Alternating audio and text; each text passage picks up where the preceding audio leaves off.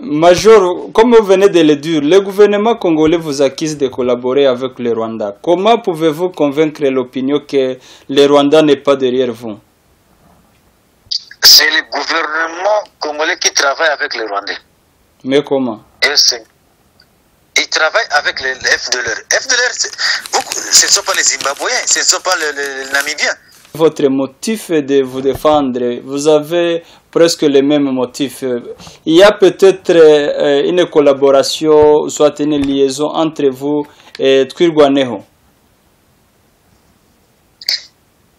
Tous les groupes qui cherchent le bonheur des Congolais, ce sont nos frères. Et tous les groupes qui cherchent le malheur des Congolais, ce sont nos ennemis. Eh bien, les ADF qui tuent les Congolais, les Codeco qui tuent les Congolais, les Maïmaï qui maltraitent la population, ce sont nos ennemis. Mais Twirwaneho, il se bat pour leur vie, survie.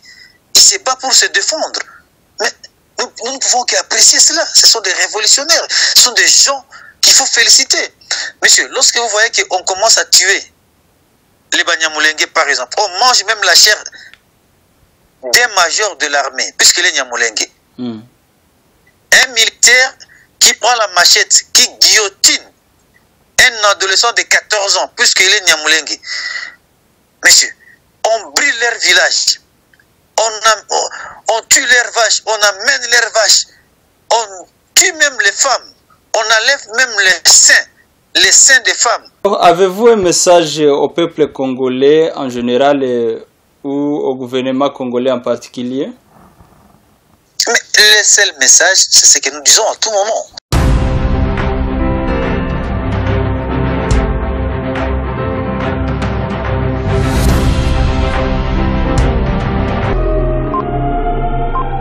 Bonjour mesdames et messieurs, partout vous êtes dans le monde et soyez les bienvenus sur BMC Radio and TV. Mon nom c'est Bonfils Gapangwa et aujourd'hui à la ligne je suis avec le porte-parole du M23, Major Willy Ngoma. Et je vais lui appeler et soyez attentifs à la ligne pour écouter ce que nous allons essayer de partager avec lui.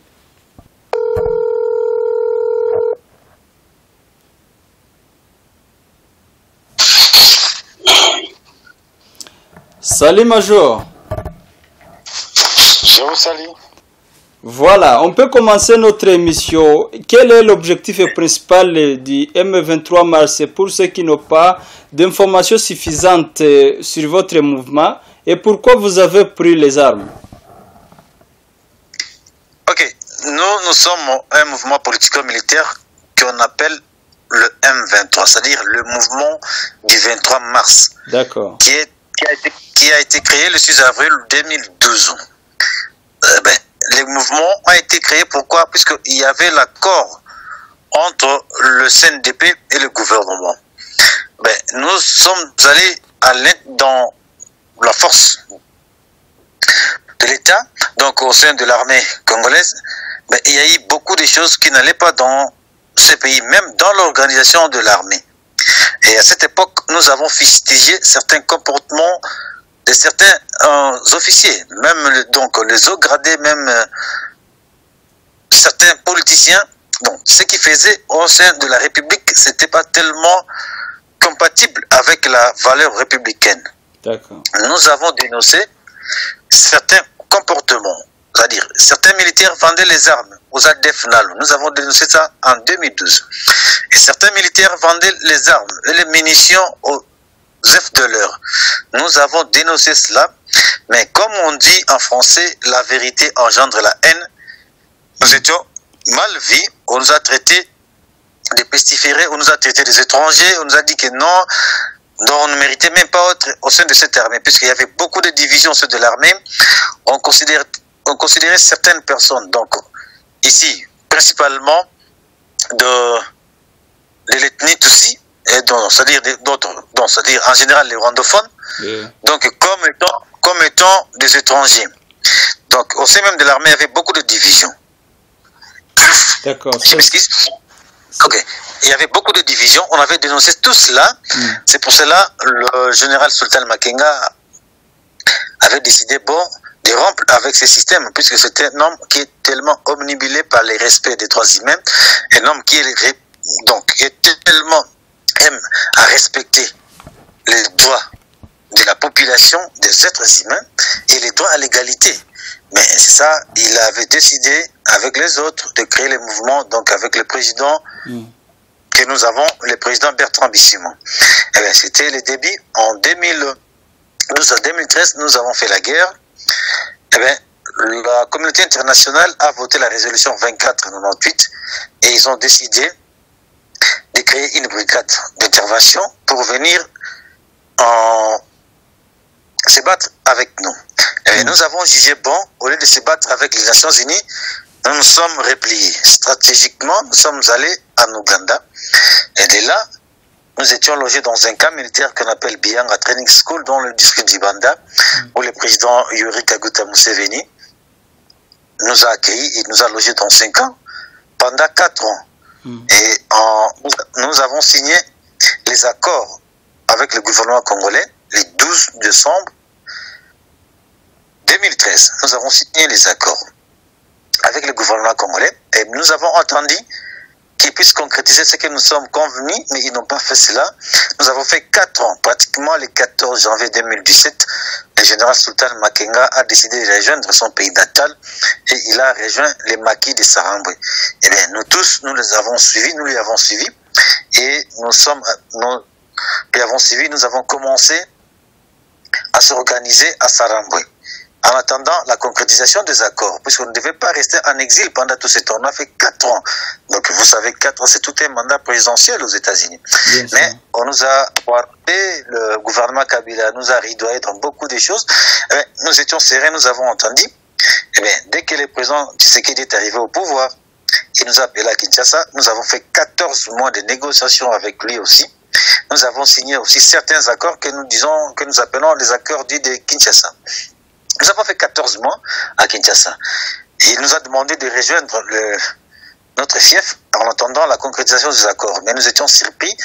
Au lieu de concrétiser les accords, ils ont commencé directement de nous attaquer à revers.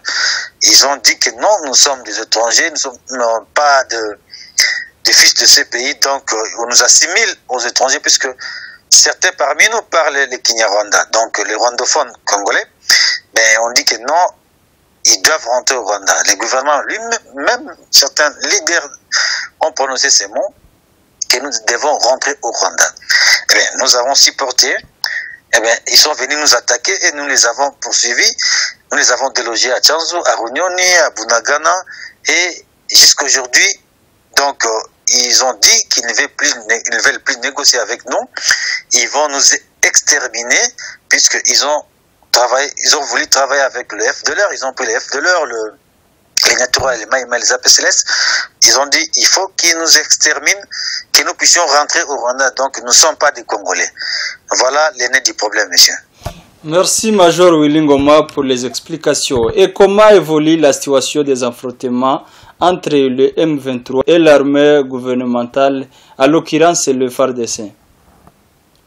Nous avons, pour comprendre cette histoire, nous avons signé le cessez-le-feu, le fait unilatéral, le 1er avril 2022. Eh bien, à tout moment, ils viennent nous attaquer, nous répliquons à leurs faits. Eh bien, c'était le jeudi 20 octobre 2022 qui sont venus nous attaquer, cette coalition FDLR, FRDC, Maïma, Natura, PCLS, Consort, ils sont venus nous attaquer. Nous les avons repoussés et nous les avons suivis. Puisque, qu'est-ce qu'ils ont fait? En fuyant, ils ont commencé à bombarder même là où il y a la population civile. Au lieu de viser les objectifs militaires, et ils commencent à bombarder la population civile pour créer un climat de terreur, afin que toute la population puisse fuir les zones où nous contrôlons. Et bien, cette politique nous a tellement déçus, nous avons dit, mais qu'est-ce qui se passe? Il faut les poursuivre pour faire taire ces armes-là. Et nous les avons poursuivis, nous avons récupéré les postes frontaliers aujourd'hui de Kitagoma, donc vers 15h, juste l'heure de l'Est, nous étions déjà à Kitagoma. Et personnellement, je suis à Kitagoma. Aujourd'hui même. aujourd'hui même, ils sont tellement en débandade, et nous continuons à les poursuivre pour nous défendre. Puisque si nous ne nous défendons pas, ils disent qu'ils vont nous exterminer et exterminer la population qui est sous notre zone. Donc ils veulent les exterminer aussi. Donc soi-disant qu'eux aussi sont des Rwandais, ne sont pas des Congolais. Nous avons capturé même certains militaires congolais et nous avons capturé même le FDLR, puisqu'ils travaillent avec le FDLR, nous avons capturé, ils ont témoigné et même la vidéo existe, les preuves existent. Donc c'est ça, aujourd'hui ils sont tellement débandades puisque ils sont venus nous attaquer pour nous exterminer, pour nous effacer. Ils ont dit qu'ils vont nous effacer, ils vont nous poursuivre jusqu'à notre parrain. Ils appellent ça notre père. Ils disent que non, c'est Kagame. Donc c'est selon eux ce qu'ils disent. Et pourtant, notre problème, c'est pas un problème d'un pays, c'est le problème des Congolais. Nous avons évolué ensemble, nous étions au sein de l'armée. Ensemble, on se connaît et le gouvernement nous a même identifiés. Le gouvernement congolais nous a donné même les numéros. 99% de nos militaires s'est trouvé au sein de FRDC. Le gouvernement en est conscient, mais ils ont refusé de résoudre les problèmes et ils commencent à chercher un bouc émissaire pour faire revêtir la costume au Rwanda. Alors qu'ils savent, nous sommes les Congolais, nous nous battons par notre propre détermination et par notre propre moyen, messieurs. Si possible, vous allez me partager toutes ces vidéos d'aujourd'hui et des photos, ça va nous aider. Et croyez-vous que l'usage de la force est une solution pour vos revendications? Mais c'est ce que nous avons dit. Nous demandons les dialogues. Nous cessons de les répondre. Nous les reprenons encore maintenant. Et quand même, je vous l'ai dit, nous voulons l'issue pacifique à la crise. Mais c'est le gouvernement qui nous impose la guerre, puisqu'ils sont venus nous attaquer. En légitime défense, nous nous défendons. Puisque si nous ne nous défendons pas, ils disent qu'ils doivent nous exterminer. Donc voilà vous-même. L'armée gouvernementale rêve de vous déloger de Bunagana et toute autre entité que vous contrôlez pour le moment. Ne craignez-vous pas que ce rêve deviendra un jour la réalité? Ils n'ont pas cette capacité, ils n'ont pas cette force. Nous sommes supérieurs à eux, ils le savent parfaitement bien. Sur base de quoi vous êtes fort plus que le gouvernement? Nous avons trois choses. Nous avons Dieu qui connaît la réalité des choses, qui nous défend, et nous avons la discipline et nous avons la connaissance. Donc la connaissance parfaite de l'art militaire, nous les en avons. Nous sommes dirigés par un bon général, donc qui connaît un général qui connaît quoi faire, donc un stratagème, et ils ne peuvent pas nous gagner puisqu'ils n'ont pas la discipline. Nous avons la discipline, nous avons Dieu et nous avons la connaissance des choses. Donc je pense que tout cela, ça rend notre armée invincible vraiment devant leur armée, puisqu'ils ont une armée désorganisée, désorientée, indisciplinée, affamée, sans morale. Major, comme vous venez de le dire, le gouvernement congolais vous accuse de collaborer avec le Rwanda. Comment pouvez-vous convaincre l'opinion que le Rwanda n'est pas derrière vous? C'est le gouvernement congolais qui travaille avec les Rwandais. Mais comment? Ils travaillent avec les FDLR. FDLR, ce ne sont pas les Zimbabwéens, ce ne sont pas les Namibiens. Les FDLR, ce sont les Rwandais, ce sont les génocidaires rwandais. Human Rights Watch a bien dit ça. Donc, beaucoup des ONG disent ça ouvertement. Ce sont eux qui travaillent avec les Rwandais, ils travaillent avec les FDLR. Nous travaillons, nous sommes les Congolais, nous travaillons, nous nous battons pour notre survie, pour l'avenir meilleur de nos enfants, pour l'avenir meilleur de la République. Nous n'avons rien à voir avec les Rwandais. Et ils savent, ce sont eux qui travaillent avec les Rwandais, ils travaillent avec les FDLR. Et ils pensent que les FDLR sont les Burkinabés ou les Maliens. Non, ce sont les Rwandais. Ce sont eux qui travaillent avec les Rwandais, messieurs. Voilà, dans vos propos, vous souhaitez toujours de négocier avec le gouvernement congolais. Croyez-vous que le gouvernement finira par accepter de négocier? Messieurs, nous disons, nous voulons le dialogue. Nous voulons l'issue pacifique à la crise. S'ils ne nous écoutent pas aujourd'hui, peut-être qu'ils nous écoutera demain. Donc, ce que les latins disent, va et victis. Donc, ils vont nous écouter, non laisse volens. Ils vont nous écouter. Il y a un autre groupe armé qui se trouve au sud Kivu qui s'appelle Twirwaneho. Donc, quand j'ai compris votre motif de vous défendre, vous avez presque les mêmes motifs. Il y a peut-être une collaboration, soit une liaison entre vous et Twirwaneho. Tous les groupes qui cherchent le bonheur des Congolais, ce sont nos frères. Et tous les groupes qui cherchent le malheur des Congolais, ce sont nos ennemis. Eh bien, les ADF qui tuent les Congolais, les Codeco qui tuent les Congolais, les Maïmaï qui maltraitent la population, ce sont nos ennemis. Mais Twirwaneho, il se bat pour leur vie, survie. Il se bat pour se défendre. Mais nous ne pouvons qu'apprécier cela. Ce sont des révolutionnaires. Ce sont des gens qu'il faut féliciter. Monsieur, lorsque vous voyez qu'on commence à tuer les Banyamulenge, par exemple, on mange même la chair d'un major de l'armée, puisqu'il est Nyamulenge. Un militaire qui prend la machette, qui guillotine un adolescent de 14 ans, puisqu'il est Nyamulenge. Monsieur, on brûle leur village, on tue leurs vaches, on amène leurs vaches, on tue même les femmes, on enlève même les seins des femmes. Monsieur, vous croyez qu'ils peuvent rester comme ça? S'ils restent comme ça, mais ils seront exterminés. Ils seront exterminés. Mais ce sont des gens alloués, ce sont des voyants, ce sont des gens qu'il faut féliciter, monsieur, qui ont sacrifié leur vie pour sauver leur peuple. Je pense qu'il n'y a pas une grande chose, une bonne chose comme de se sacrifier pour son peuple. Et c'est ce qu'ils font. Vraiment, personnellement, je loue l'initiative, je les félicite. Ce sont vraiment des vaillants. Ce sont des gens qui ont compris. Donc, s'ils ne se défendent pas, ils seront exterminés. Mais les généraux de l'armée, les politiciens, les sénateurs, il y a d'autres parlementaires qui ont appelé même à exterminer les Banyamulenge. Mais vous croyez que lorsqu'ils croisent les bras, qu'ils peuvent les sauver? Et de toi, et le ciel t'aidera. C'est ça, monsieur. Moi, je pense que ce sont des gens à féliciter. Pour clore, Major, avez-vous un message au peuple congolais en général ou au gouvernement congolais en particulier? Mais le seul message, c'est ce que nous disons à tout moment. Si je dois encore retirer ce message, je dirais, donc on dit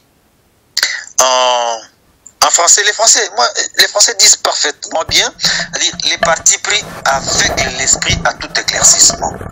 Les gens doivent éviter les partis pris, doivent éviter de faire le culte de personnes, doivent éviter la haine, doivent éviter le tribalisme, les gens doivent éviter l'épuration ethnique, les gens doivent éviter la corruption. Donc, tout cela, tous ces antivaleurs, c'est que nous combattons. Nous appelons à tous les Congolais d'aimer la République. On doit, comment quelqu'un qui travaille, donc les politiciens ont pris le pays en otage. Donc, ils se croient tellement sortis de la couche de Jupiter, c'est comme le pays appartient à SL.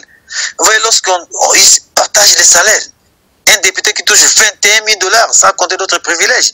Mais un professeur d'université touche combien? Il y a des grèves dans les universités. Vous voyez comment est-ce que les prisonniers meurent de faim? Nos prisonniers mangent même des pots de bananes, monsieur. Mais comment nous devons construire une république pareille? Nous devons d'abord commencer à nous aimer. Donc nous sommes un seul peuple. Il n'y a pas un Congolais qui est supérieur à l'autre. Il n'y a pas un Congolais qui est plus meilleur que l'autre. Nous tous, nous sommes des Congolais. Nous devons nous aimer et aimer de sur quoi la République, qu'on forme une nation cohérente. Donc la diversité que nous avons, plus de 450 tribus et 250 ethnies, c'est une richesse que nous devons vivre en harmonie entre nous. Surtout, je m'excuse, un autre message pour les Congolais de la diaspora. Oui. Les Congolais de la diaspora, j'arrive. Les Congolais de la diaspora, puisque ce sont eux aussi qui tissent les faits.